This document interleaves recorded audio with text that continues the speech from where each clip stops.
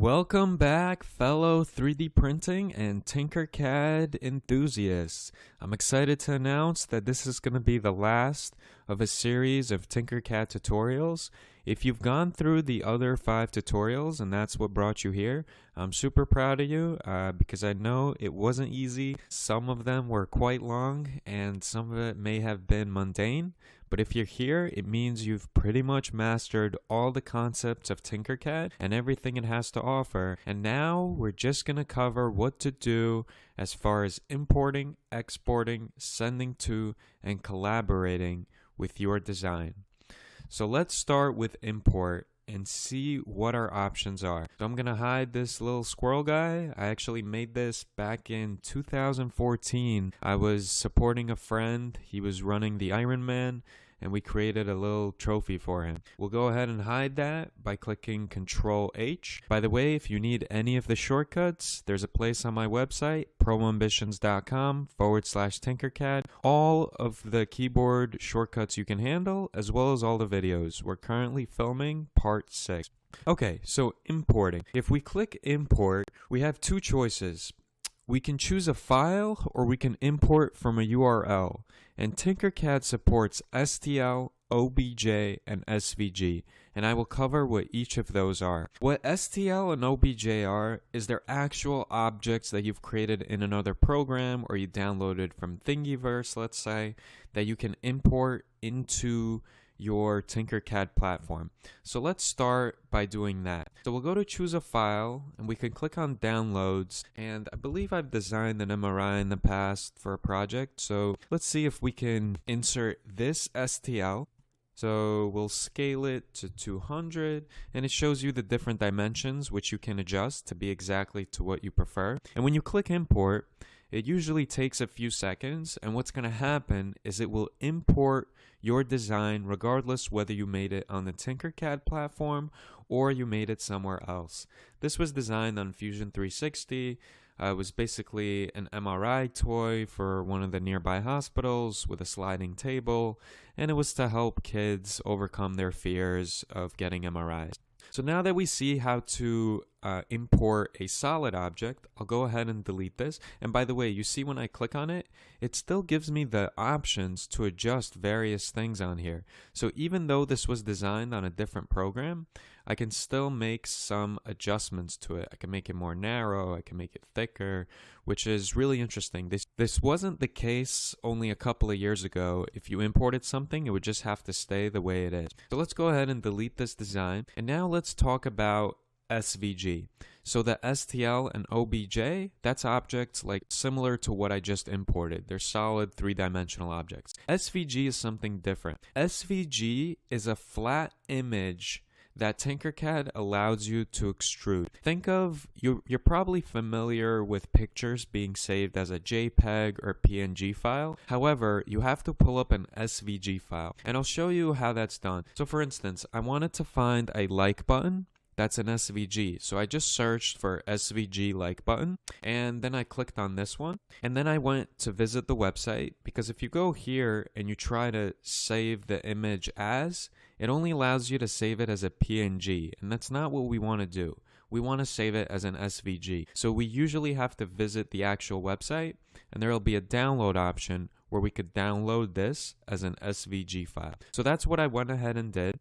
And now if we go back to Tinkercad and we choose a file, we could go to our downloads, and you see that I have my like button SVG right here saved. So if we open that up, we'll see that the like button SVG, the icon for it, it's a small picture of what the actual looks like, appears here. And we could choose if we want to center on the artboard or the art itself. Let's go with art, and let's leave the scale at 100 and import it and see what happens. So once we import it, and again, let's go to our home view, we'll be able to see it a bit better. And you'll see if you hover over the top, you're actually looking at the Facebook like button icon or the YouTube like button icon. And hopefully it's a Jedi mind trick to get you to like one of these videos or my Facebook page or anything, which you can find at Proambitions on Facebook, Instagram. And if you like this video, like it, share it, and do what you can with it. And that's essentially what you're able to do with the import feature in Tinkercad. Now you'll see here it says import from URL. This is because sometimes if you visit an SVG file, it'll actually give you a file URL that you can simply copy, so you don't even have to download it to your computer, which is helpful if you're working on a library computer or somewhere where you can't save certain things. You can simply copy the link and you can paste the link here, and if you go to import, we'll see if it works or not.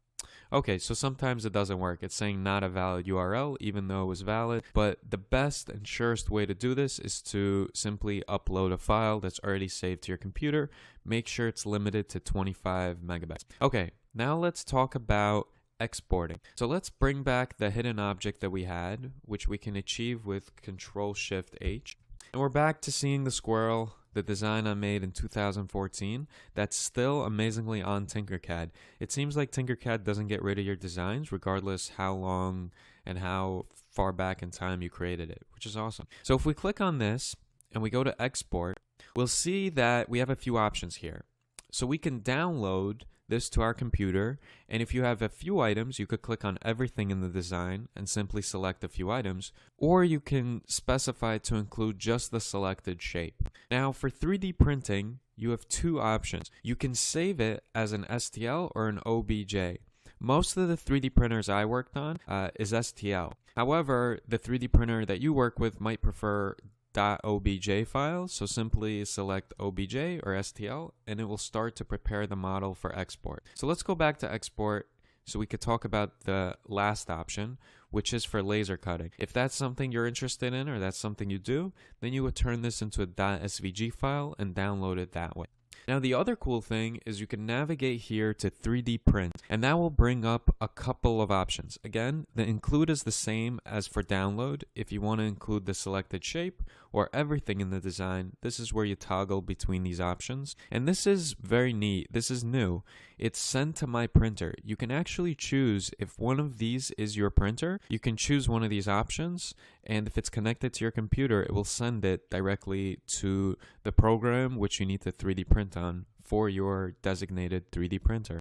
So now that we've covered export, let's see what send to does. So again, if we click send to, we can do a few things here. We can download locally a picture of our design. So let's say I'm working on a project with another teammate and I want to download a picture and send it to him, or I'm doing work for a client and I just created this trophy squirrel.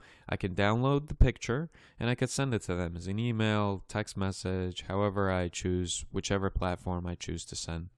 Now we have an option here that we could send to Autodesk Fusion 360. I've briefly spoke about Fusion 360, which I feel is the best 3D program out there. CAD design, 3D printing, I mean, it's awesome. It's very versatile. If you're into engineering or architecture, it's the ideal program for you. And it's probably the most powerful and advanced program I've come across. So as a 3D printing professional, I create most of my creations on Fusion 360. And the advantage is it's also made with Autodesk. Tinkercad it has been under the Autodesk umbrella since 2013, and Fusion 360 is Autodesk's creation.